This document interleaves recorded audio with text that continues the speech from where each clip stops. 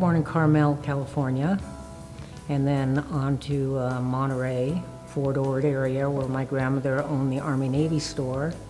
I spent a lot of time with her. She stowed away on a ship from Romania, actually, and taught me a lot about history, a lot about antiques, a lot about the Victorian era, and she was a tailor who did the uniforms for the Army-Navy store, so she taught me to sew like a champ.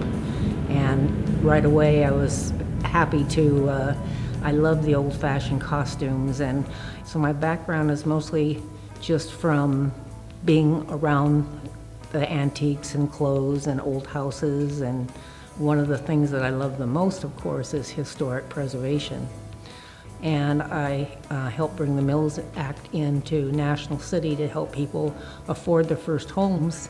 So it was all about saving old homes and helping people own their own home through first-time homebuyers programs. I consider myself very much part of the women's movement, starting way back with my grandmother, who was born in the late 1800s, and she was truly a activist and into women's rights, and so was her mother. Many of the first suffrage meetings were actually held at the Frank Kimball Museum, where I'm the curator, and every year I participate with other members of my board in the March for the Right to Vote. And of course, I think that women should have every right that any man has, and I'm very much involved in being active in the women's rights. I believe in the pay, being equal, and I believe in, most of all, the sisterhood of women sticking together, because together we're stronger. I'm not going to be here forever.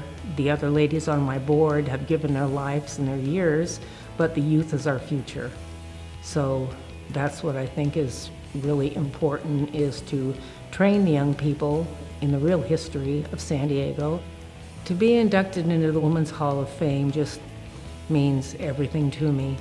I've been working towards women's rights, so it really does mean everything to me. Thank you so much.